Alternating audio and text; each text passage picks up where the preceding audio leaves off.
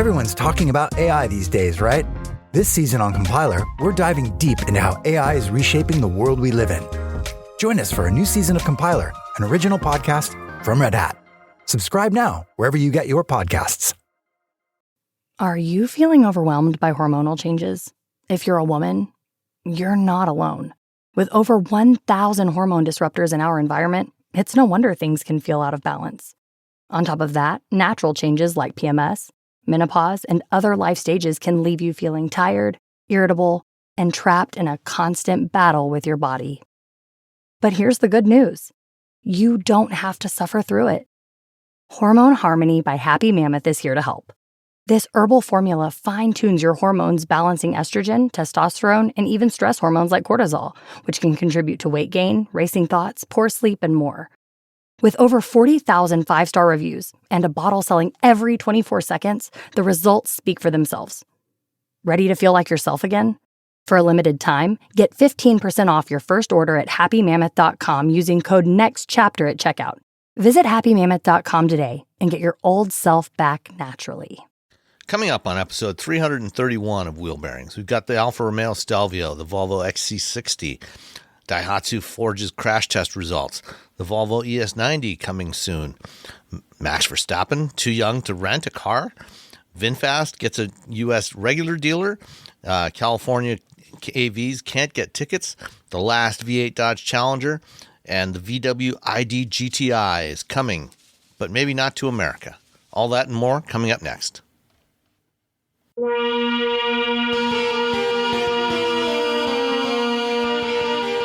This is episode 331 of Wheel Bearings. I'm Sam Abul-Samad from Guidehouse Insights. I am Nicole Wakeman from the Road Reflective podcast. And I am Roberto Baldwin from SAE International. And this is the last day of 2023 as we record this. It's New Year's Eve morning. It is December 31st. And next time we talk to you, it'll be a different year, a different arbitrary time on the calendar. Yes. Yay. We can do this. See you next year at the end of the podcast. Yeah. This time keeps on slipping. Into the future. Yeah. What a goofy band that was. And have you noticed as you get older that it seems to slip faster and faster every year? Yes, it does slip a lot faster because you have so much more in your brain. When you're a little kid, like every moment is like the first time you've done everything. Yeah.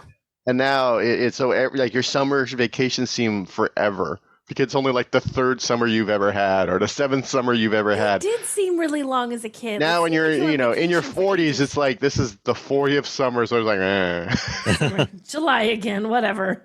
whatever. Oh, now it's September already. Well, I don't know what happened with August. It was there. I'm sure it was. People talked about it. Yeah, I heard there was an August. Apparently it happened. It slipped right by me. Yeah, your brain is, well, anyway. Death, man. Anyway. Enough talk about getting old. Mortality. Yeah. We're all going to get there eventually. In theory. No, everyone thinks they're going to be the one that lives forever. Yeah. No. I don't even want to live forever. How about if you could live for like 500 years? No. But well, they don't wait, hold on.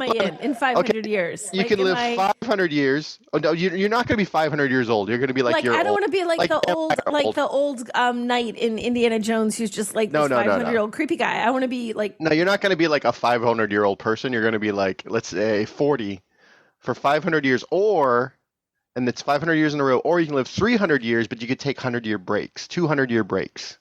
So you live 500, but you're only awake for 500 in a stretch. I just want to live for 100, watch time change. You live for 100, pause for 100, live for another 100, pause for another 100. You get like a nice little nap. No, but then you come back and you'd be like, whoa, and I don't understand anything. You'd be like the old person who can't use You'd be Encino Man. Yeah. But then we might not have anything to drive in 500 years. What if you wake up in 500 years and there's nothing? Yeah, that's true. It's like a Twilight Zone episode. I should have taken that extra 100 years. Yeah, you could have stopped. Maybe you could have stopped something. It'd be like the one with was it Burgess Meredith? And with the glasses. The glasses, yeah. Oh, and he loves to read. I just feel like Burgess could have gone and found some other glasses somewhere else. You would think there would be some around that, I mean, they didn't have lens crafters back then, but they had something. They did have lens You could have found a magnifying glass or something. Anyway. Classic Twilight Zone, everybody. Okay, Nicole, what have you been driving? The same car I was driving last week. I have the Honda Accord Hybrid I've just discovered for 3 weeks now total. I have it. So I'm like, well, that's a loan and a half. So I don't have a new press car, but I can talk about the car that I had. I paid to rent while I was in Europe. I rented a Volvo XC60, which was what I tooled around with for about a week or so while I was in Europe.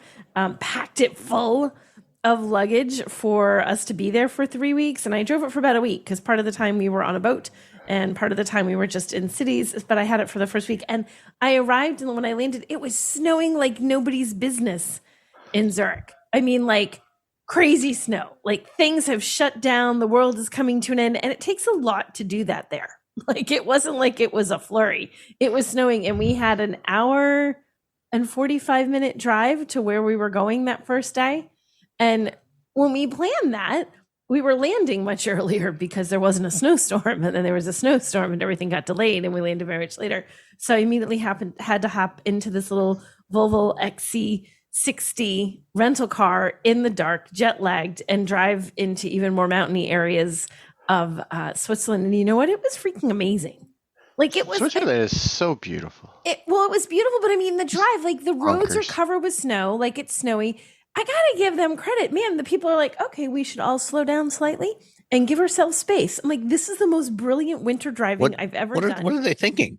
In my entire life, no one's going by at 95 miles an hour. They're all like, "Oh, you've all slowed down appropriately." In a pickup truck with like no weight in the back, you're like, "Oh my god, that person's got..." And summer tires. And summer tires. Or bald summer tires. They were also, it was the most organized winter driving I've ever witnessed. I'm like, I didn't just land in Zurich. Apparently, I've landed in an alternate like universe where when it snows, everyone just slows down and everyone does the correct thing. They actually do what they told you to do in driver's ed when you were 16. So it was like one of the easy stories, but the roads were crummy. Like, there were plows in front of us a couple times, and it's still, you've got that like hard, it's almost like it's wet enough that it's become that sort of packed ice that's stuck to the road until you actually get some sun to melt through it a little bit. So it was genuinely really snowy and crummy. And I thought, it's kind of a good test of a car. Like, we've all done snow driving adventures for various automakers here, there, and everywhere. Or just daily life for you and I. Or daily life. But when you do, generally, you're like, if you're driving in your own car, you know your own car. If you had a press car sit in your driveway for a day or two, you had a little time to get used to it. But to get thrown into a car that you don't even, like, it's literally nighttime, you don't know what's going on, you know where anything is. Yeah, well, you have a little jet lag. You have a little jet lag. And you're like, oh gosh, here we go. And to have it be absolutely not stressful, seamless, handled beautifully, thought, this is a fabulous little car in the snow. So that's what I was thinking. I'm like, this is actually really good. Like, and it's not like, we were talking about this before the show, it's not like the world's most exciting vehicle. Like, I don't, like, we're going to talk later about Max Verstappen. I don't think he'd be super thrilled with this. It's not a Max Verstappen worthy. But if he was driving into the mountains in Switzerland in the wintertime, he might well. Yeah, he might say it was the right car, right?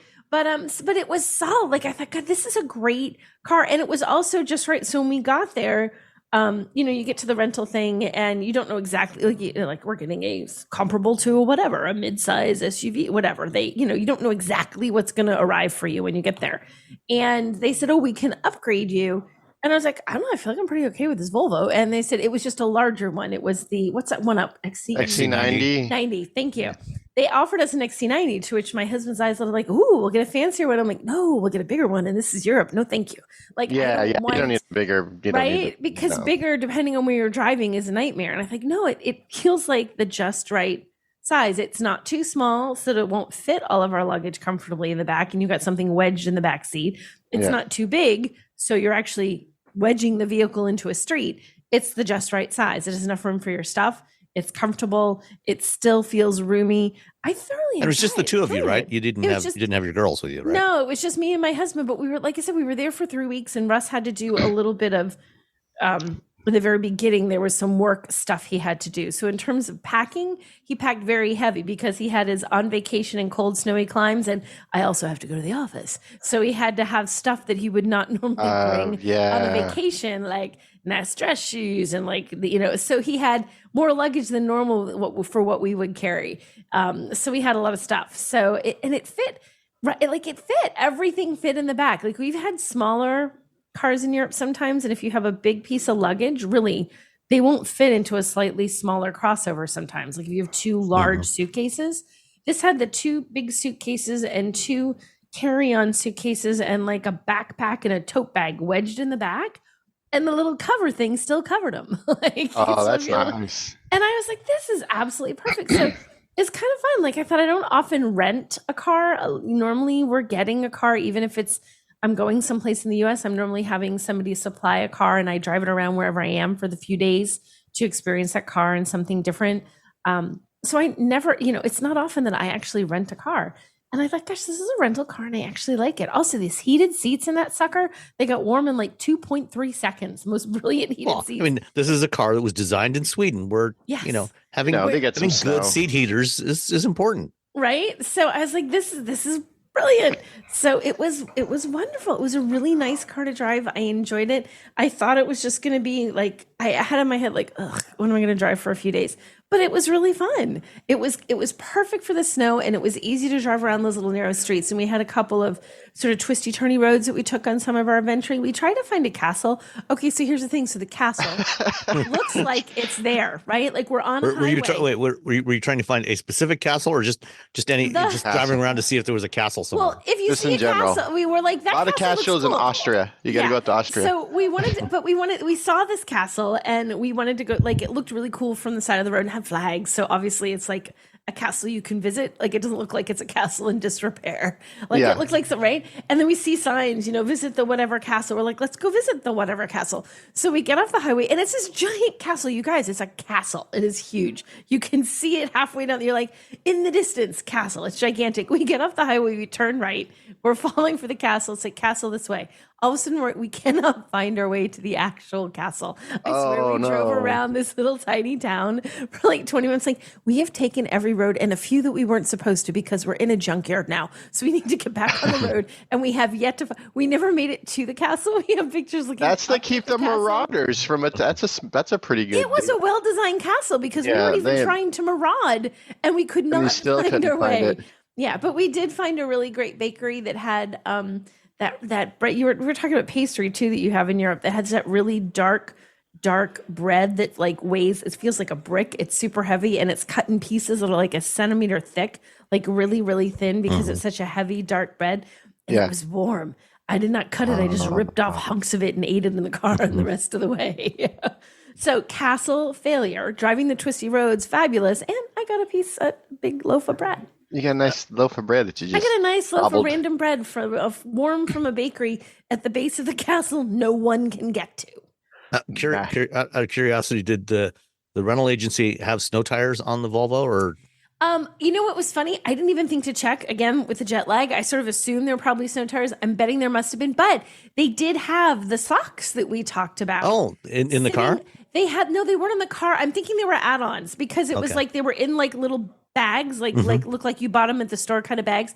They were like sort of stacked up behind the rental counter.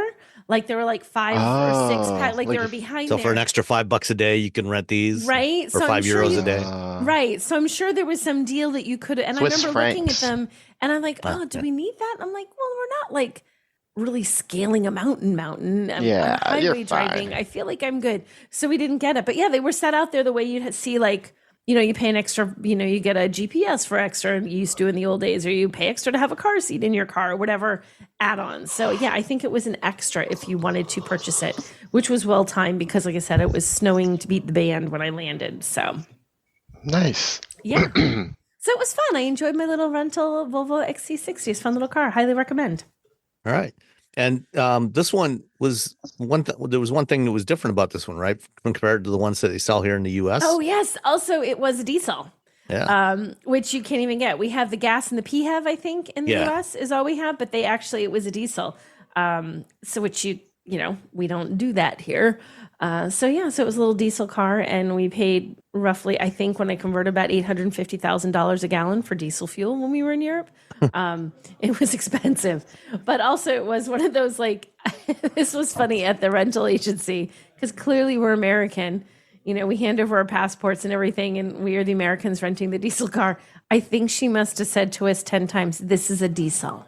Like, okay, this is a diesel. I'm like, I got you. She's like, and also I'm like, I get it. It's diesel. I won't put regular petrol into the car. I will put diesel fuel into the car. So I can't even imagine how many, because she said it repeatedly, like pointed to it on the form, reminded us, confirmed with us. Truly must have said it at least a half a dozen times during the rental process. I'm sure there's been an American or two that have gone, that have, called the agency, from, they're out somewhere stuck, car died because we put gasoline in his car. We told you it's a diesel. It's a diesel, right? So I felt her pain, but I was like, wow, we must be really bad about doing that because there were a lot of reminders. I was renting a car in Germany, and I specifically asked for a manual transmission. Yeah. And they were really trying to give me an automatic. I'm like, no, I want a manual transmission. Like, are you sure? Were they worried you would destroy it? Were they? Yeah, they're like, Americans don't know how to drive a manual transmission. Do you know what to do with that third pedal? Yeah, it was very much. There's 3 pedals. Oh gosh. We don't have a very good. Our rep and the rest of the world. We can only drive gas-powered automatic cars, according to people in Europe, because we've destroyed enough. They don't trust us anymore. Manual transmissions. Yeah. Yeah, the rental agencies. Oh God, it's an American. Do we have a gas-powered car with an automatic transmission, please? No. I almost got a job based out of Zurich once. Did you? What kind of job? I'm not allowed to say. Oh goodness. Yeah, but I would have worked there like 3 months a year, and that would have. It's nice, but man, cool. Switzerland's crazy expensive. Oh, it was very expensive. It was, and they use Swiss francs instead of euros. They're not part of the European Union. Yeah, they're not. They're not part of the EU. They're like England. They're so little animal. They've always been. Yeah. We got stuck in a parking garage many years ago in Switzerland because we knew it wasn't part of the EU, but didn't think about him not being a part of the EU. Oh no! Which meant that we had our credit card in euros in our hand, and the machine would not take credit cards. The credit card reader on the parking garage machine was broken, so you had to put in Swiss francs. We had not a franc to us, and the place we had happened to walk in, and like the country had shut down the moment that we decided to drive over the border there. And literally, we had some woman that took pity on us. She came out, and we're like, "Look, could we possibly just give you euros for some francs? Like, we'll trade you." And I have no idea what she's like, well, sure, how much? Like, and we've been there for all of an hour. It was even like a cheap parking rate. We're like, which was probably like 25 Swiss francs, which is 25 bucks. We had like the handful of euros. We're like, take whatever you think is a fair exchange. We're just like holding it in our hands. Like, it's too much. We're like, we don't care. You're getting us out of the parking garage. Just put some francs in the machine. You're saving our lives. Yeah. So yeah. Otherwise, we'll be trapped here for the next 48 hours. Exactly. Yeah. We will never get out of this parking garage. All right. And you still didn't have anything to drive this week, right? I'm driving the BMW X7 right now. I just got on Friday, so I will have something for next week. I've loaded up, except for when I'm gone for CES. Boo! I've loaded up on vehicles. So until like May. No, until March. Wow. Excellent. So I think the last one I'll have is beginning of March. Okay. Smartphones have gotten way more expensive over the past decade, and all it takes is one impact on a hard floor to make you wish you had spent a few bucks to put a case on it. Going online without ExpressVPN is like not having a case for your phone, and it only costs a few dollars a month. Nicole, Robbie, and I travel a lot for our work, and we spend a lot of time in hotels, coffee shops, airplanes, and of course the Delta Sky Club. Connecting to the Wi-Fi in any public places with shared Wi-Fi puts your data at risk because bad actors could be intercepting what you send and using it to steal from you. It only takes some cheap hardware to intercept Wi-Fi data, and even a smart preteen can do it. Hackers can make up to $1,000 per victim selling personal information on the dark web. ExpressVPN stops the bad guys by creating a secure, encrypted tunnel between your device and the internet. ExpressVPN uses state-of-the-art encryption that would take a supercomputer up to 1 billion years to crack. I have ExpressVPN on all my devices, including a MacBook Pro, Windows laptops and desktops, and Android and iOS phones and laptops, or tablets. When I want to be secure, I just launch the app, Click once to connect, and my data is secure. As I said, I travel a lot for my work, and I have to connect to countless public Wi-Fi networks in many countries. I have ExpressVPN on all my connected devices so that whoever else is on the same network can't see any of my data. That's important because I often have to check banks, credit card accounts, and transmit client data that might be sensitive, as well as filing articles on news that might be under embargo. ExpressVPN protects all of it, and I've been paying for my own account for years. Secure your online data today by visiting expressvpn.com/wheelbearings. That's expressvpn.com/wheelbearings, and you can get an extra 4 months for free. expressvpn.com/wheelbearings. Everyone's talking about AI these days, right? This season on Compiler, we're diving deep into how AI is reshaping the world we live in.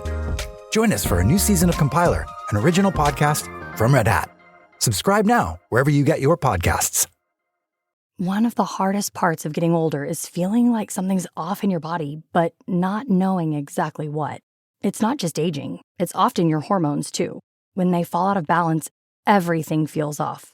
But here's the good news. This doesn't have to be the story of your next chapter. Hormone Harmony by Happy Mammoth is an herbal formula made with science-backed ingredients designed to fine-tune your hormones by balancing estrogen, testosterone, progesterone, and even stress hormones like cortisol. It helps with common issues such as hot flashes, poor sleep, low energy, bloating, and more. With over 40,000 reviews and a bottle sold every 24 seconds, the results speak for themselves. A survey found 86% of women lost weight, 77% saw an improved mood, and 100% felt like themselves again. Start your next chapter feeling balanced and in control. For a limited time, get 15% off your entire first order at happymammoth.com with code NEXTCHAPTER at checkout. Visit happymammoth.com today and get your old self back naturally.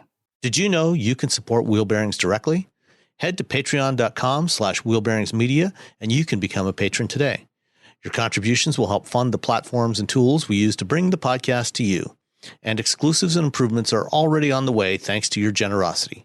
So if you want to be part of an automotive podcast like no other, head to patreon.com/wheelbearingsmedia.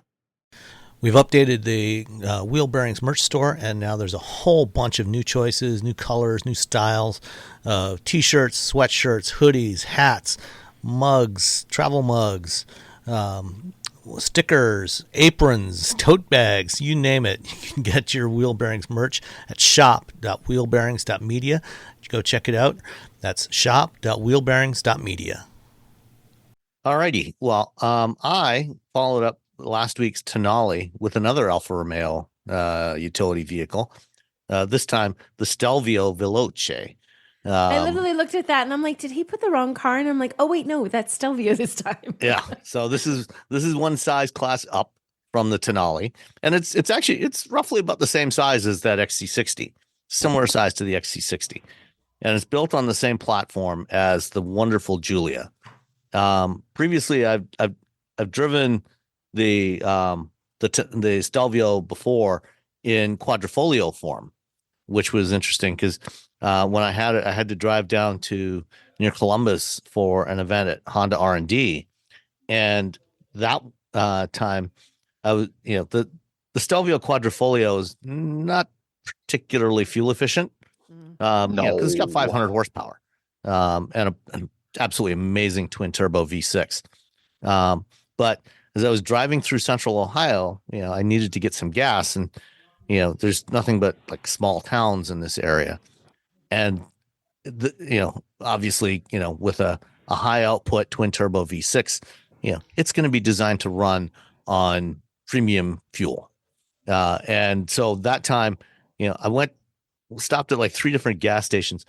None of them had anything but regular. There wasn't a gas station in Central Ohio that had premium gas. What's going on in Ohio? Kind of bonkers.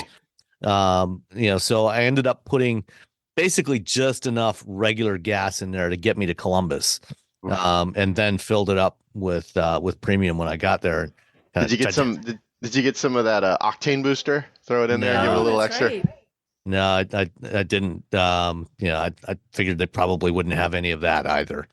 But this time I just had the standard engine in the Stelvio, which is the 2-liter turbo 4-cylinder. It's Stellantis's it was originally designed under Fiat Chrysler, but it's the Stellantis global medium architecture. I think it's a similar architecture.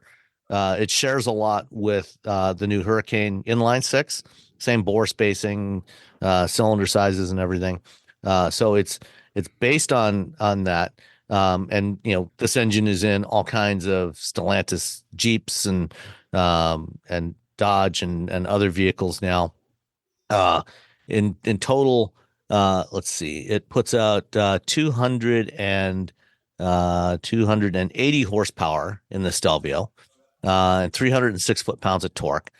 So like most modern turbocharged four-cylinder engines, it's got lots of low-end torque, good power. It's a very responsive engine, and it's actually quite fun to drive. It's no quadrifoglio, but you can have a good time with this thing in the Stelvio.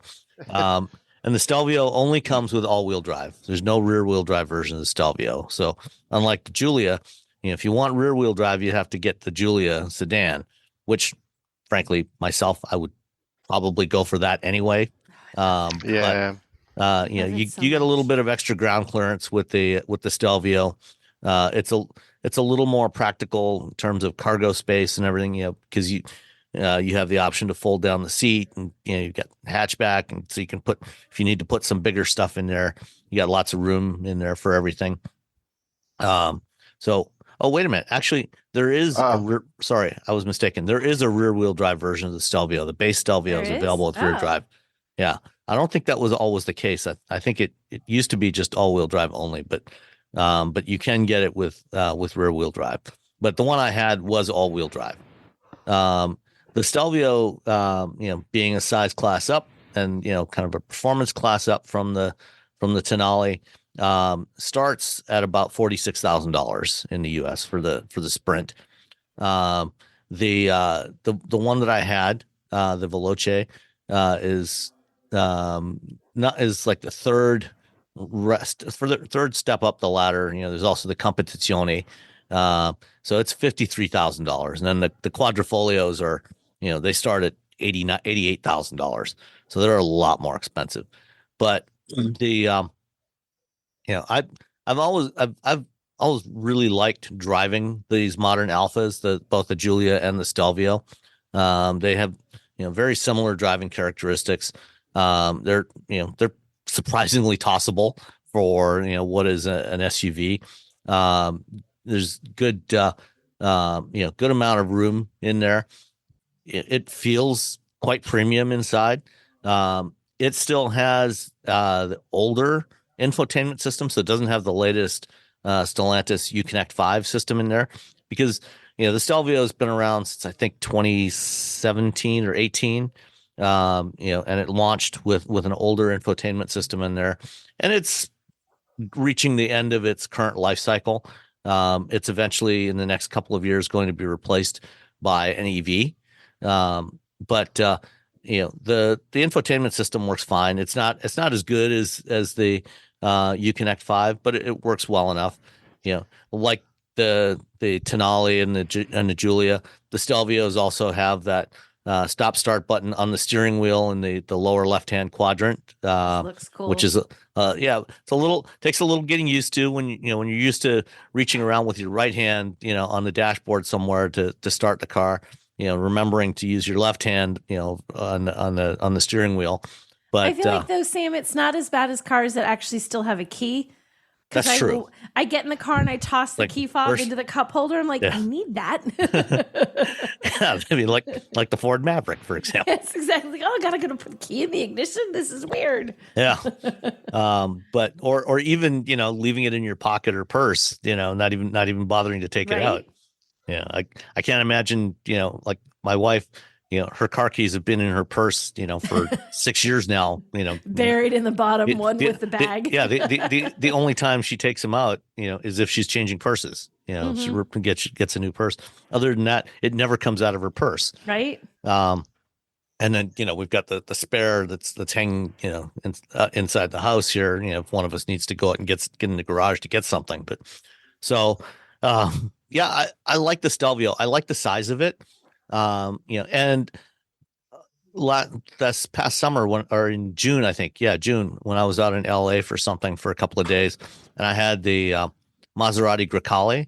The Grecale is based on this same platform as well. It's actually slightly longer than the Stelvio. It's a slightly longer wheelbase, slightly longer body, but it's similar. But the Stelvio, the Grecale feel, at least in the, it wasn't, I didn't have the Trofeo. It was, I forget what the exact trim level was, but it was the mid-level trim that I had on the Grecale. And that one feels a little more luxury oriented. It's a little bit softer. There's a little more body roll when you're going around corners. The Stelvio, Alfa Romeos in general are meant to be, have, the Italian luxury, but really to have a more sporty feel to them. And, the Stelvio definitely lives up to that. It feels sportier. And it was a lot of fun to drive. Over the course of a week, I averaged 22 miles per gallon with it. It's rated at 24 combined, 22 city, 28 highway, 24 combined. Yeah, I got a little bit less than that. But I was also taking advantage of the fact that it's kind of fun to drive. That's what happens when you have the fun cars, is you kind of blow the whole EPA. Exactly. Fuel mileage. You're like, oh well, whoopsie. Yeah. Whatever.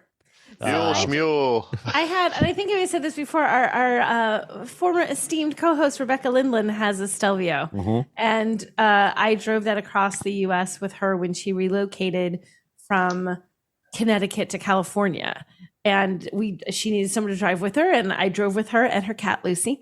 And kitty cat. And you know what? That was a long drive. And yes, it held up the whole time. It never broke down. And B, really enjoyable drive. I mean, that's a lot of hours behind the wheel and a lot of hours just sitting in the passenger seat. Really loved it. I don't remember what trim she has. She does not have the fancy pantsist version of it. But I think she had the TI. I feel like it was the TI, but really enjoy driving, like a comfortable car, fun to drive, handled well. The seats are really good. Yeah. I mean, that's a lot of miles to be sitting in those seats. And like you had the certain, amount of like, I would just like to get out and walk for a few minutes, but it was never, oh, these seats are wearing on me. And that was a lot of hours in that car. And I came away thinking, I really enjoyed this, truly enjoyed driving it, and super, super comfy. It was fun. Yeah. And the one I had was in the Misano blue metallic paint, which is a fantastic color. Again, love the bold colors, and good choice on this one. It had all of the usual ADAS features, adaptive cruise control, lane departure assistance, things like that. It's got Apple CarPlay and Android Auto. One thing, before I got it, last week when I was talking about the Tonale, I mentioned the issue I was having with the wireless charger. Did you get anything back on that? I haven't heard anything back, but I mean, they've been on vacation for the holidays, so I'll check back with them next week. But the that one had, the Tonale had the Uconnect 5 system in there, so it was a different system in there.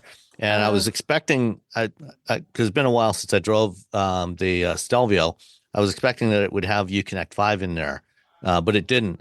So when I used the wireless charger in the Stelvio, had no issues at all with it. It would start charging. It was fine. No repeated notifications coming up on the screen that it was charging. So that part worked without any issue. Harman Kardon 14 speaker audio system in here. All in price $58,455. Any guesses on the delivery charge? $14.95. Oh, $14.90. Oh, wait. $1. I forgot how. For a second, I forgot how Price of Right works. $1. That's Nicole wins this one. It was $15.95. It's a New Year's miracle. How much was it? $15.95. I was off by $100. Okay. Yeah. So you're pretty close. And for a current generation Stellantis vehicle, that's actually a pretty reasonable delivery charge. That's exactly what Stellantis has been on the leading edge of creeping up those delivery charges, to $2,000 and above. Yeah, that was my thought. I'm like, Stellantis, go high. So he screwed down a number. Oh my gosh! But like all Alfa Romeos, the Stelvio is built in Italy. So it is a true Italian car, even though it's got a lot of engineering from other parts of the world as well. But no, I really enjoyed this. So if you're looking for a mid-size 2-row crossover with more style than what you would typically find in this segment, and definitely a sporting character, the Stelvio is definitely a good place to look. And I think I think it's just neat. It's nice to have a car that not everybody has sometimes, something that's a little bit different. And you don't see a lot of Alfa Romeos here anyway. And they're not like this giant high volume. They're not a Ford, they're not a Chevy. You're just not going to see them on every street corner. So or even a BMW or Mercedes. Right. Even like very high end cars, they just don't have that kind of volume. Some people don't like that. I think it's neat. Like I really want an Alfa because it's just one time when I have a car that people, when I have them as loaners, nobody knows what the heck they are. They're always like, what is that? Because that little triangle grille on the front, the shield, did they call it? Yeah. Most people are not familiar with that design anymore. Not like in the old days, when we had the old Olden Alfa times. Spiders. Right. Yeah. So nobody knows what it is. And it's kind of fun for people to look at your car and say, you find enthusiasts that way too. They're like, oh my gosh, you're driving an Alfa, because they're the only people who know what that is. So I have a little warm spot in my heart for the brand. I just think it's kind of fun and kind of neat. Yeah. No, definitely. All right, let's move on to some of the stuff that happened this week. It was a relatively slow week, being the holidays, but there was some news that came out. So who remembers the brand Daihatsu? Do you remember when they sold Daihatsus in the U.S. for a few years? I remember the name, but I don't I remember them being Daihatsus sold here. How bad is that? I remember Daihatsu. I think maybe someone bought a Daihatsu that I know. They sold them here from about I think about 87 or 88 until about 1992 or 93. So only about 5 years or so. Okay. They had a really cool looking wagon. Is they that had what's the in this? No, what's in this? I don't know what's in this old picture. The one I remember was the Charade. I don't. Yeah, they had the wagon. They had a wagon version. I saw one. That's why. Okay. Yeah. Well, I'm glad I didn't buy it. Yeah. Daihatsu these days, I think since like the late 90s even, has been owned by Toyota. They still operate, as a separate brand, but it's owned by Toyota. And they actually make, in addition to Daihatsu branded cars, they make a lot of the small cars that are sold by Toyota as well as Mazda in Japan. So a lot of the K cars that are branded as Mazdas or Toyotas in Japan are actually built by Daihatsu. And that poses a little bit of a problem because it turns out we found out this week that for about the past 30 years or so. 30 years, everyone. God, Yeah. 30. That's a lot of years. Daihatsu has been forging crash test results for their cars. And that would apparently includes the cars that were briefly sold here in North America.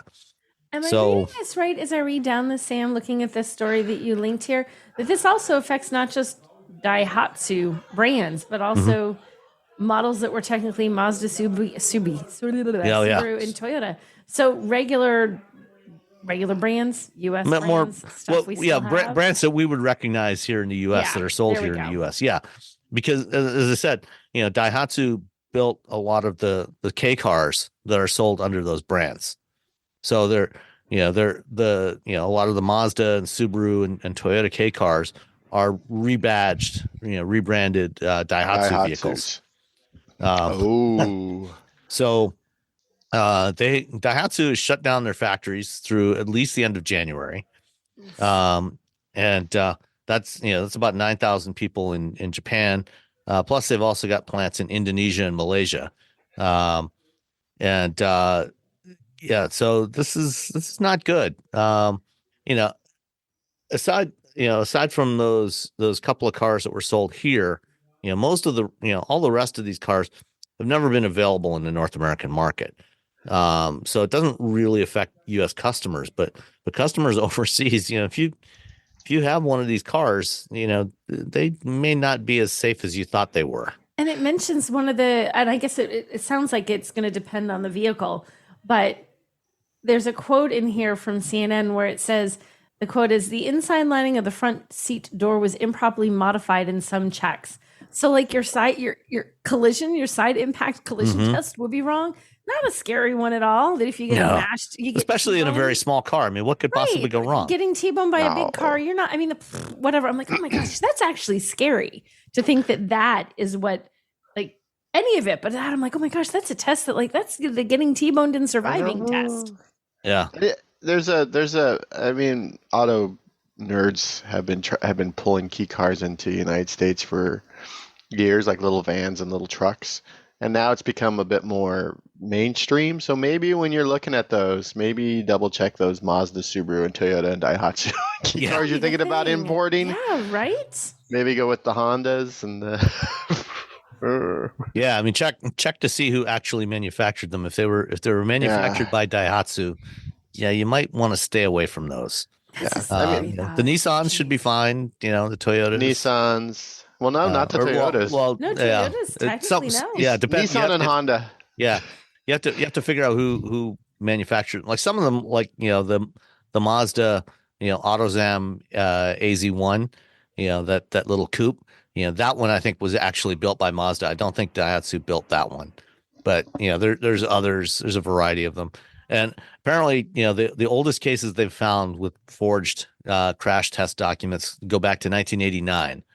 But apparently the volume has increased since 2014, which is interesting because this is not the first time we've had something like this happen with a Japanese automaker. I don't know if you remember back around in the early 2000s, Mitsubishi had a scandal where it was the Mitsubishi wagon, the Diamante. Oh. That's what the one I was talking about, not the Daihatsu. Okay. Sorry, everybody. Yeah. I'm half asleep. I'm half asleep right now. I was up late last night. So what was Mitsubishi's scandal? I don't remember this. Similar to this, they were forging the crash test results that they submitted for these vehicles, for certification of these vehicles. And theirs didn't go on as long, but it really hurt Mitsubishi's reputation for a long time. Yeah. And they had to recall a whole bunch of vehicles. So, I guess it's, with some, I guess basically what I'm saying is you can't trust anybody. You can't trust anyone. Because you do in your head, you think because these automakers like, oh, it's Toyota. They're huge. It's, Volkswagen. They're huge. Yeah. They're not going to be messing around. They're going to follow the rules. It's like, you would think that there would be somebody there that would be, overseeing this, double checking everything.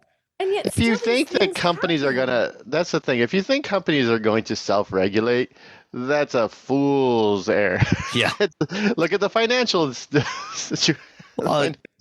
Yeah, and look, any big company.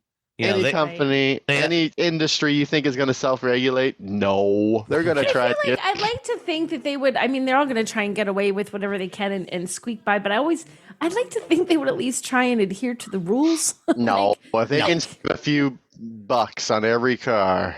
Yeah. I mean, I can't remember if we talked about it last week or the week before. But Cummins, they just. Oh, right. They were the latest ones to get fined. That's right. And Dieselgate, they paid a $1.6 billion fine. Billion with a B, which is crazy. Because they also, just like Volkswagen, cheated on diesel emissions. And there have been others, Mercedes-Benz, BMW, and Stellantis have all paid fines in the last several years. They obviously did not get the attention, because at least in North America, they didn't have nearly as many diesels as Volkswagen did, but they all got busted, for doing exactly the same thing that Volkswagen did and cheating on diesel emissions. So, I can't trust anybody. All you homeowners have unique needs. Some feel the need to paint their door a vibrant shade of blue. Others have the need to decorate their bathroom with fish, anchors, and other nautical items. And because each homeowner has unique needs, Geico helps you get the right coverage for your home and what's in it. That way, you get exactly what's right for you, even if your needs are unique. Get more with Geico. Okay, next, going back to Volvo. Dun, dun, dun. Back to Volvo. Yeah. So Volvo, apparently, their next EV, the next pair of EVs they've got coming to the market are the EX30 that we've talked about, which is their little one, and the EX90, which is the big one, which is eventually going to replace the XC90. But following on behind that is apparently going to be the ES90. So you might guess, by the S in there, that this is a sedan, and it's going to eventually replace the S90 sedan, which is their big sedan, and be electric. So this is going to presumably be based on the same SPA2 architecture as the EX90 and the Polestar 3. And apparently these are already in early pre-production in China at the Geely plant near Shanghai, as the ES90, and it should be arriving in showrooms by sometime in 2025. And presumably, since it's based on the same platform as the Polestar 3 and the EX90, which are both going to be built at Volvo's factory in South Carolina near Charleston, I would guess that the ES90, the current S90 is already built there. So the ES90 will probably be built there as well, probably by 2025, which means that depending on how it's priced, it could it could potentially be eligible for tax credits as well. Cool. I like the Volvo sedans are so pretty. Yeah, They are pretty. Do you think people are excited about a sedan? I think. I would mean, be. people still buy Accords. People still buy. I mean, Hyundai's like, we're not getting out of the sedan market. Other people are leaving it. We don't need it. If they leave it, that means it's more for us. I think that was Hyundai's whole deal for staying in sedan. So I think there's still a market for it. I mean, it's clearly not as big as crossover market, but if people are going to buy it and you can make money off of it, you might as well make it. Yeah, I would certainly hope that they offer the ES90 here, as an alternative to something like the BMW i7 or the Mercedes EQS. I feel like it would. I honestly feel like it would do well. I mean, Volvo is a solid brand. People like it. It's nice. I see a lot of i4s. Vehicles. I feel like it could do well if they brought it over here. Yeah, I see a lot of i4s around here. Do you? A lot of i4s, yeah. People really love that i4. I would imagine, that there will be an S60, an ES60 as well. I suspect that the ES60 though will probably be built on the same platform as the Polestar 4, which is a different architecture because the current S60 and XC60 and V60 are all built on the same SPA2 or SPA original SPA architecture as the 90 series, but I'm guessing that the electric ones will probably be built on the SEA architecture from the Polestar 4, but we'll see. Be nice if they could bring wagons back, but they tried that. No one bought them. Yeah, they tried. My cousin bought one. My cousin got one. He got a V60, and I'm very proud of him. That was the one they sold. I'm just kidding. My cousin bought one, and then my other cousin who works at the Mercedes dealer, he has a Honda Odyssey. So I have two. They know what they're doing. They know what they're doing. They know what they're doing when it comes to cars. Yeah, like I have kids. I bought a station wagon. Yeah. I mean, we, while our kids were growing up, we had station wagons, had a couple of different VW station wagons, and they were perfect. It was great for hauling kids and stuff around. Yeah. And then Dieselgate happened and we sold back the last VW wagon that we had and haven't owned one since.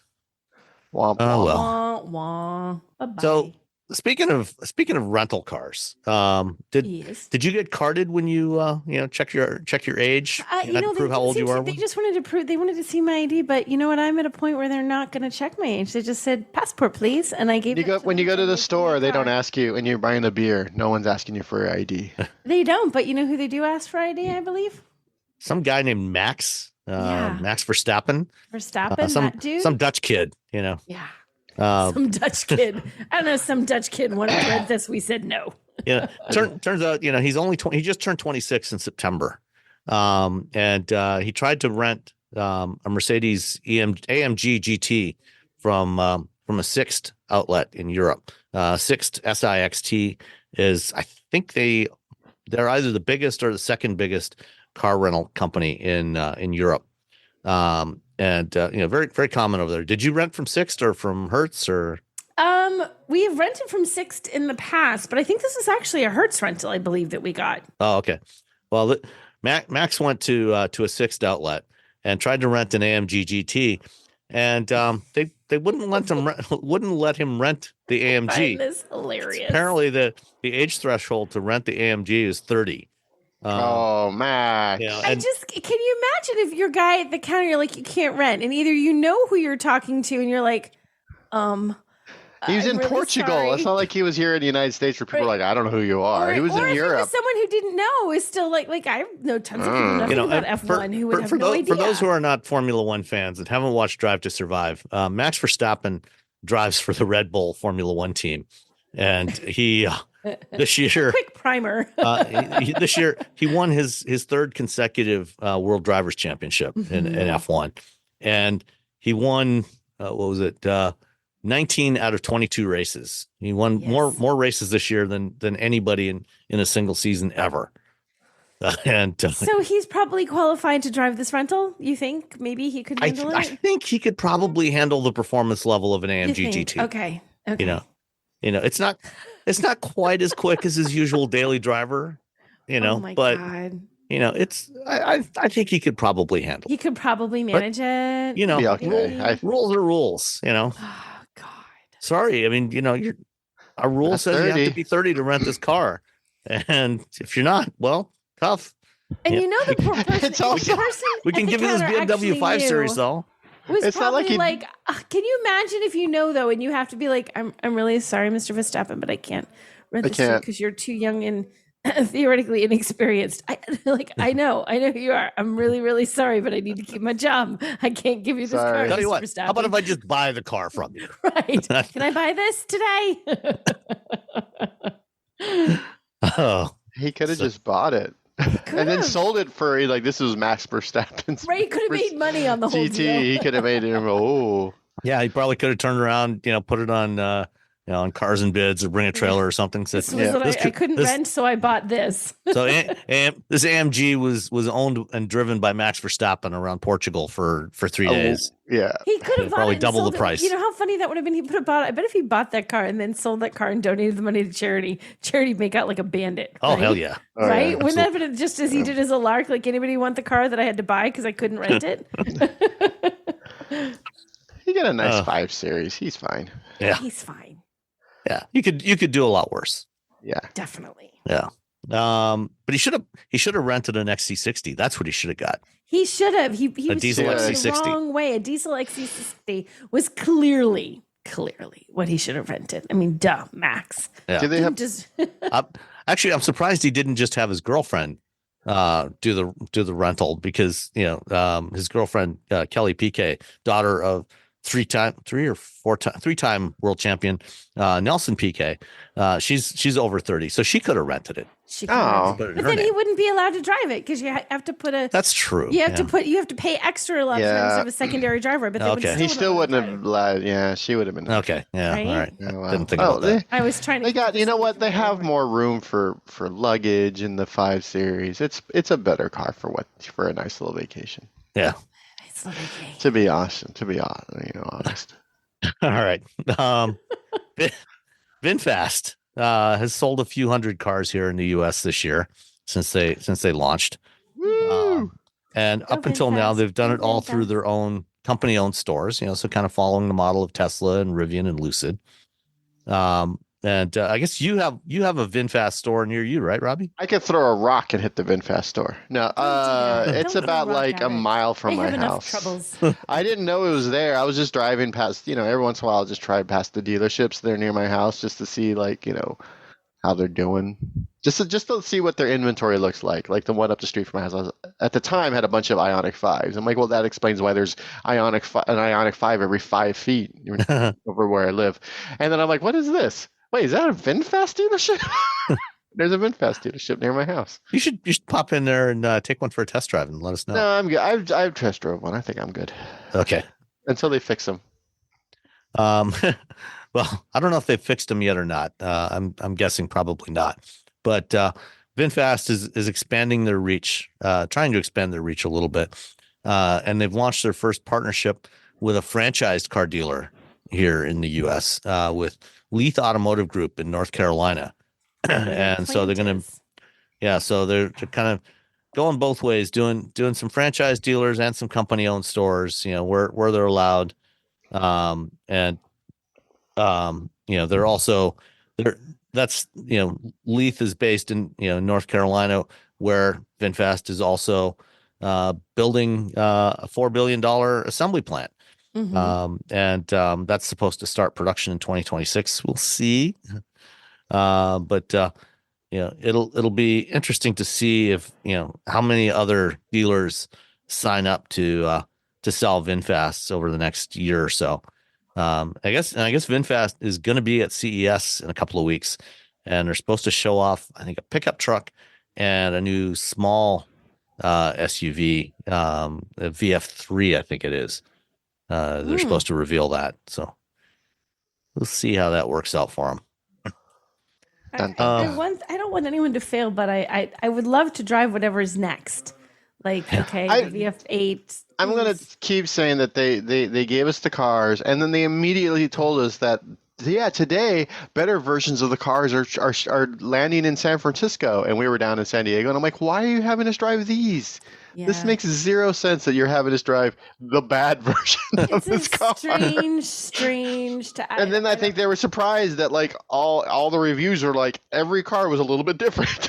Every car had one problem that was different from all the other cars. That was the weird thing. And I literally got into a fight with journalists like mine. There was one person who was like, mine was perfect. I don't know what you're talking about. I'm like, have you talked to anybody else? Because we all had a different problem. No, you're all wrong. I'm like, listen to me. You got the one. You got the one that worked. I mean, good for you. You build enough of them. Eventually you're going to get one just of not working, Yeah, you can't I can't write a review based on your experience in your car. Mine was. When everyone else, and then, and then you're like, is your car doing this? Or like, no, but my car's doing this. You're like, that was the weirdest thing. Like, because typically you're like, oh, my car's doing this thing, and you'll ask another journalist, and they're like, oh yeah, it's doing it, or no one else is having that problem. And then you go to the PR person or the engineer, you go, are these pre-production cars? And they're like, oh yeah, they're pre-production. So there's a little bit of thing, like the first time we drove the A-Class, those little Mercedes, it turns out like those were the first vehicles ever built at a factory in Mexico. So like one of the little latches to roll the windows up and down was installed backwards or upside down, so it was like wrong. Sorry, that's really funny.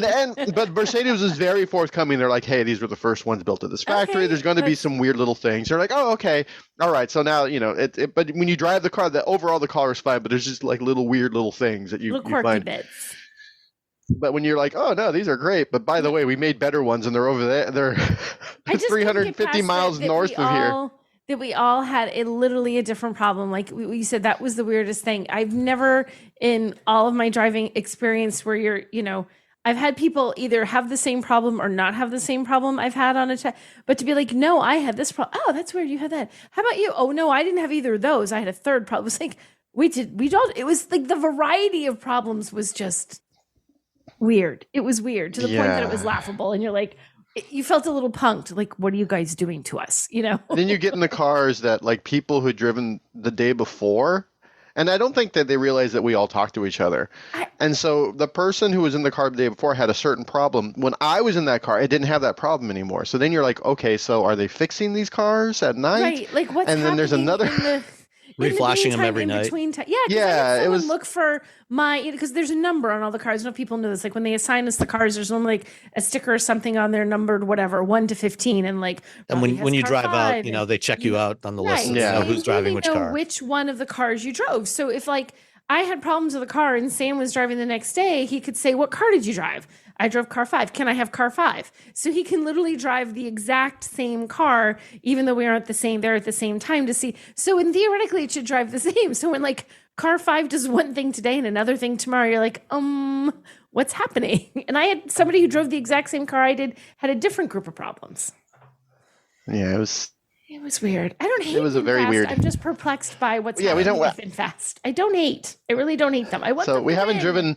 driven the new cars that they told us about. I know. I want to drive a new one. I want to drive the You're at the new- thing, and they're like, by the way, there's new, better cars that are being shipped in right now. They just I made it wanna into, and you're drive like, the new well, why are we better. driving these ones? I wanna Why drive didn't you the wait a new week? better. Yeah, he should have rescheduled the program for later It was time when.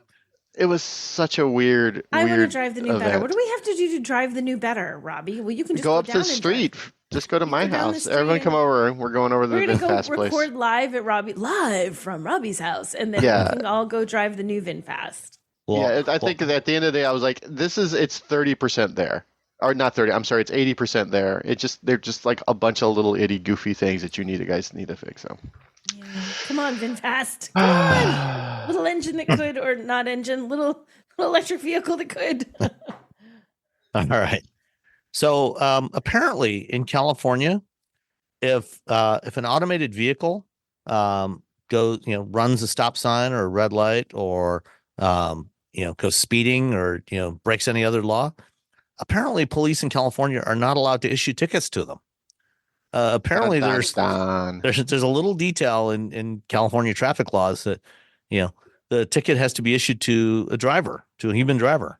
Not, I don't think it explicitly says a human driver, but it has to be issued to a driver of the vehicle. And if there's no driver in the vehicle, they can't issue a ticket. Yeehaw, California. No. So really? So how do they know that they ran it? Because how would you'd have to prove that you weren't actually driving at that moment? well, if it's Right? something, like a Waymo robotaxi, this is what it's referring to. Oh yeah, okay. Those are the only ones that are supposed to be able to operate, with a permit. If they have a permit from the state, those are the only ones that are supposed to be able to operate without somebody sitting in the driver's seat. Anything else, there is supposed to be someone sitting in the driver's seat, and whether they are fully engaged and in control of the situation, doesn't matter. They still get the ticket. So if you're in your Tesla and using FSD beta and it runs a stop sign, you get the ticket. It's you. But if it's a actual driverless car, then cops can't do anything, unfortunately, which is now that NBC has reported on this, I have a feeling that before too long, hopefully the California legislature will amend that regulation and make it so that they can issue tickets, if AVs break the law. Well, they've been getting a lot of pressure after they were sort of rolled over for Cruise and Waymo for a lot of these regulatory things, and then Cruise did what Cruise did. So I think I think California's like, oh, we better yeah. We better fix these things now. Like, yeah, you should have fixed them before. Yeah, this would have been good to do earlier than now. Yep. Yeah. Dodge Challenger. The last V8 powered Challenger rolled off the line on Friday, 2 days ago, as we're recording this. Sadness. And that is the end of the line for the Hemi V8. More V8s. Saddened. Yep. So no more Hellcats. It was a Demon 170. Did you A just black say Demon eh? 170. You know what? I know you have a Dodge, but Oh, no, what do my you have Dodge is like a weedy little Charger. No, I do not have a Hellcat or anything. Oh, it's just every time I got in one, I'm just like, it's just a brick that goes fast in a straight line. I like my brick that goes fast in a straight line. It's boring. You know what it was? You know what was great? I'll tell you why I loved that brick that goes in a straight line, Robbie. Because the brick that goes in a straight line is a sedan that had lots of power, was still fun in a straight line, was aggressive when you got on the highway, and you could still fit your whole family in that sucker. Like I could fit the kids in there and the car seats and all their stuff. It had so much room. It was a great sedan if you wanted room for your family.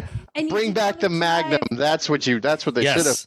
And you didn't want to drive a Magnum. stupid, just boring sedan. It was fun. It let you have Magnum. both. I love that I car. want an electric Magnum. Electric Magnum. Bring back the Magnum, people. Yeah. The V8. You cowards. Bring back the Magnum. So I mean, I think they sold out of the all the V8 and Hellcat Chargers a while ago, Chargers and Challengers. I think so. Several months ago, but yeah, they're all sold. Yeah, there's no more going to be built. They're now retooling that plant to build electric vehicles, and who knows, maybe there might be some Hurricane 6-cylinders in there too, but at least electric vehicles going forward. Electric Magnums. Electric vehicles have the power and they're the instant, when you hit the gas, but the visceral thing of having a V8 is sad that it's the sound and the vibration. You can't put that in an electric. You can't. You always want someone in there with you. You want the car to actually do the all by well, itself. Dodge is going to have the Fratsonic exhaust system. Oh my god, not the same. I want actual V8 working under the hood, making the car rattle slightly and all of that. I want all of that. But you could still buy one. No, but you can buy a used one. Not for long. You could buy a used one. Oh, they'll be around for a while. They'll be along for a long. You know why? This is their cash cow. This was how they built them long enough. There's plenty of them around. I know. Yeah, but it's you sad can that buy they're them. not building them anymore. I get that they're still out there. It's just sad that they're not building them anymore. Sad, you stupid boys. It's sad. I like that. I was like, no. I grew up. You know what? My mom had a Charger. That was like the car when I was a little kid that we had. Oh, the old school Charger, the early 70s Charger. We had an old school Charger, an early 70s Charger. And so that's what I grew up with. Was she a car person, or she? Both my parents. My mom is a car person. My dad knows how to work on cars, but isn't really a car. He works on like jets and planes and stuff. But my mom knew how to work on cars. My mom is the one who taught me how to. My dad drives my dad's not a good driver. My mom though was a good driver. She's not allowed to drive anymore. She has epilepsy. I drive fast because of my mom, and I know how to work on cars because of both of them. Mom, woohoo! Okay. Yeah, that's why it's very weird when people are like, "It's such a man's thing," and I'm like, but in my household, everybody's like, my mom's out there helping my dad pull the transmission out of their, their really GMC cool. truck. That is super cool. Which I was just like, oh, that's how it is. And then I went out in the real world, and it turns out not so much. My parents are the anomaly. My parents aren't an anomaly. I remember my mom taking classes to learn how to work on cars too, even though her dad owned a radiator shop, so she knew how to work on radiators and stuff as a kid. Your mom was super cool. Yeah. So that was but then then you drive that car, and then I'm like, oh, okay, well, it goes fast in a straight line. I like corners. Yeah. I just like goes fast, even a straight go fast. I like those cars. I know they go straight line only, but I love them. And they sound like that. You can still get one. I'm telling you, just go out and get one. I know, but if you wait 3 years and go out, but you could still have one. There's no one I don't want them to go away. I want them to still be there. Oh, I still want there to. I still want a 1990 Honda Civic hatchback to be sold, but a manual transmission. Not happening. They're still out there. You can still find one, Robbie. Okay, there you go. I want an Element. I want a CRX. I want Elements. We had one. We never should have sold that car. Everyone who sold an Element is like, man, why did we do that? We had a Honda Element, and we got it at the time. Like they build it as sort of like the outdoorsy lifestyle car. They had an ad where like a bicycle jumped through the middle of the. They sold it for that, but the girls were really little when we bought that. One was in like a little baby carrier thing. Most brilliant car ever. It beat minivans when it came to having kids because it had the way the tailgate opened up, the split tailgate thing. You could sit on the edge of that and almost like have sort of like a roof thing over your head if you were like feeding a kid, like a baby, hose like it in a rest out. stop. And you could hose it out. As a mom of a child who threw up constantly, you could hose out that car. Oh, that's very important. It was the best thing ever. You just like, we're getting home. We're good. We're good, honey. It's all cleaned out. It was also a great car for dogs before Subaru got into dogs. Yeah. It's the official dog walker car in the Bay Area. Like all the dog walkers have Honda. But it was shaped like a toaster and it got about 1 mile per gallon. So we got rid of it when gas prices, I was like, we're spending a mortgage worth of gas payment worth of gas every month, getting Russ to work. I'm like, can't do this anymore. So. I wrote an article about old cars that should be resurrected as EVs, and a bunch of people like, we're selling. They're like, I was about to get mad at you, and then I saw that you put the Element in there, so we're cool. It's like, oh wait, there it is. If you don't say Honda Element, they didn't care about bring that back. They'll never bring it back in any incarnation, will they? I don't think it's so many people really love that car, but I think it's, everyone wanted the Brat back, and then Subaru brought the Baja, and then no one bought it. And then it went away, and then after it went away, the same thing that happened with the Element is suddenly the desire for it went up. Like Element prices have gone through the roof.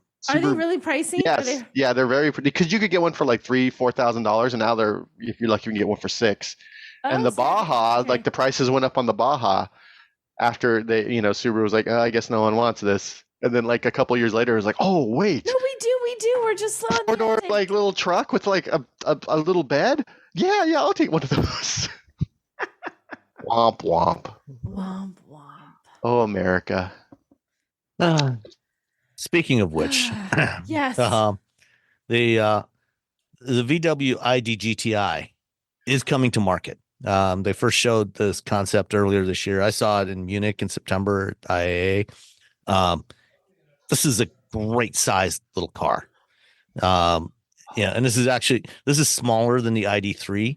More smaller than a Golf. Current Golf, it's closer in size to like the Polo, but the current generation Polo is probably a couple of size classes up from what the original first generation Golf GTIs and Rapid GTIs were.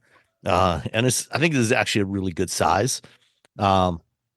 It is going into production in 2026, goes on sale early 2027, at least in Europe.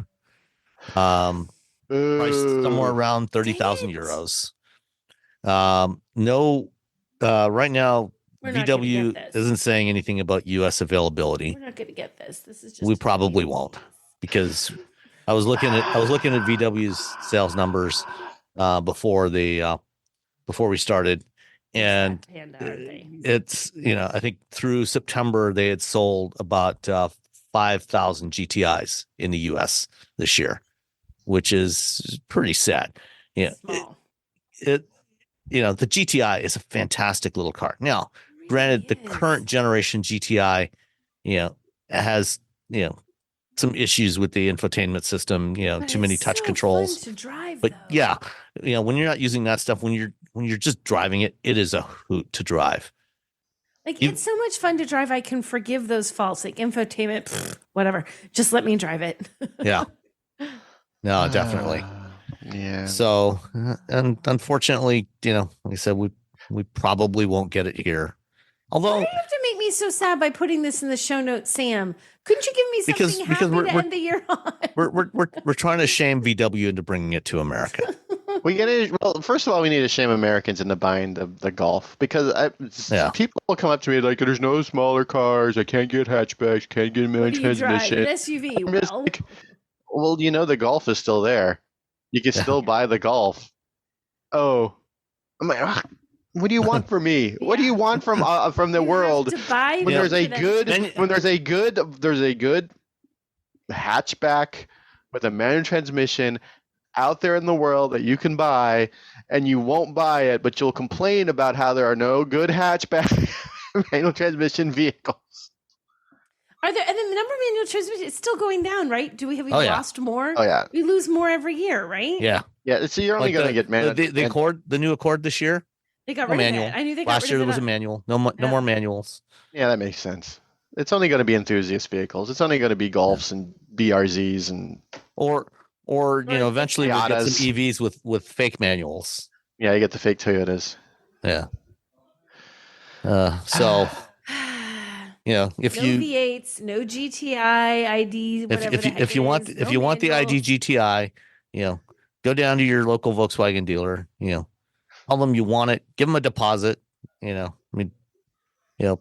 to them that you really want to buy this thing. They're going to hold your money for the next. It's crazy. I'm looking at these. Go and buy a current GTI. If everybody that says they want one of these things would actually go out and buy one, then they might be like, hey, then they would say, bring this. Hey, there's clearly a market for a small, fun hatchback. It's crazy how the sales of the Golf fell off the cliff. Like in 2017, 68,000, and then 2018, 42,000. 2019, 37,000. 2020, 22,000, and then 2021, 6,500. So it's actually gone up over the past 2 years. It was 6,500 to 78, and Well, now because it's like 80. they stopped selling the regular Golfs, so now they only that's sell right. the GTI and the Golf R here. Yeah, So so it you can't makes get it the if you're not a TSI. super enthusiast, and it's pricier. They said that Yeah. the take rate wasn't high enough on the regular one, and then of course, So they sold they kept selling the low volume one. Which, yeah, Doesn't make Who sense. we're only knows? going to sell these ones. Sad. Yeah. It's all sad news, Sam. Sad news. End of the All year. All right. Well, let's finish it up with an email from Adam Jakowenko, friend of the show, Patreon supporter. We love you, Adam. And last week we talked about the snow socks. That Snow socks. I ordered. I saw the video that Tommy Micah did on TFL. I ordered a set of those and had from Amazon and had them sent to my daughter in Colorado. And Adam wrote in to say that he's got some. He's got some as well. He's got a different brand from the ones that I ordered, but same basic idea. Yeah. Just wanted to share that I've been using a brand called Auto Socks for 5 years now, and for the last 3 years on my Mustang Mach-E, and I highly recommend them. I have no affiliation with them. I live in San Diego, and my Mach-E has all-wheel drive, but stupidly skinny all-season 225 tires, which are fine for daily SoCal driving. But in the winter, when we go up into the mountains of Big Bear, a couple of hours away, roads can get really bad. In the mountains here, you can start to see signs that say that chains are required. But they aren't. But they're such a hassle. I refuse to use them. Auto socks are so easy to put on and take off and store perfectly underneath the trunk storage or in the front of my Mach-E. The only issue I've ever had is convincing the local police doing chain checks that the socks are legit and actually work as good, if not better. And so what you should do for that is just bookmark the TFL video. And if a cop stops you, just make them watch Tommy's video. Hold on, I know a guy. Click. On your phone. Anyway, says if I once had to show a cop a YouTube video, there we go, and explain how they work to convince him to let me pass. So they haven't yet quite caught up to the mainstream, but I can literally plow through almost anything with the socks on. They're amazing. I think everyone who drives in bad weather should keep a set in their trunk. Below is a link to the ones I have, and I'll include that in the show notes. Love the show and Happy New Year. And thank you, Adam, for supporting us. And thank you to all of our patrons for supporting the show. We really appreciate you. Yay. Thanks for giving us money to do this. Yes, we appreciate all of you. There's a happy note. Thank you, everybody. Yay. We're going to use that money to buy Volkswagen GTIs and Hellcats. It's the Auto Socks. Yeah. I think we're going to need a few more patrons before we can buy a Hellcat. We're not quite there yet. No, not quite. Well, like one will share it. I don't know how I'm going to get to it. I guess I have to fly out there for my 3 days a month or something. Well, yeah, I mean, we'll do like the magazines do, where they have an office in California and an office in Detroit. Every month or two, we'll do a cross country drive and we'll swap cars. We'll swap cars, so we each get a little time in each one. Yeah. Right. So I like that, by the way, that Adam and I was wondering this when we talked about auto socks, like if the police would recognize them, and I know they count, but that he actually did encounter that, like, wait a minute, what now? Like, as people sort of learn what it is. So he still got, checked for it, but they're like, okay, fine. I feel like I'm bad at convincing police of anything, even when I'm like honestly not doing anything wrong. Like, no, I didn't know that, or the headlight's out. It was not out when I started the car 5 minutes ago. Like, so I feel like I would have a fight with the auto socks, but I might try those. I might get some for my daughter because she doesn't have snow tires. Yeah, well, yeah, she lives in Milwaukee, right? She's in Milwaukee, and she just has all seasons on her car. Yeah, so definitely send her a set of auto socks or snow socks. I bet she'd put them on. I bet she'd do it. Yeah, I mean, like I said, when I sent my daughter a note saying, "Hey, you're going to be getting these from Amazon in a couple of days," and she said, "Oh, I don't need those." And I had her watch the video, and she said, oh, "Okay, that makes sense." So when she goes up into the mountains, she'll have those in her CX-30 with all season tires, and she can throw those on there and hopefully be a little safer. I'm going to try and convince her. I'm going to see if I can convince her to give it a try, because the Milwaukee thing is that they don't plow the roads really well in the city. Like, it takes forever. So all of a sudden you're driving through that muck and the little snowbanks in downtown for like days until they finally get that all cleaned up. So, and like around here, a lot of times, we'll get snow, when the temperature is, right around freezing, so it'll be, icy and mushy, and, it can get pretty nasty around here. So, if you have a set of those, I'm sure there's times when, especially if you live, outside of town, live in in a more rural area, where it might take a day or two or three before plows come through, or before they salt and sand the roads.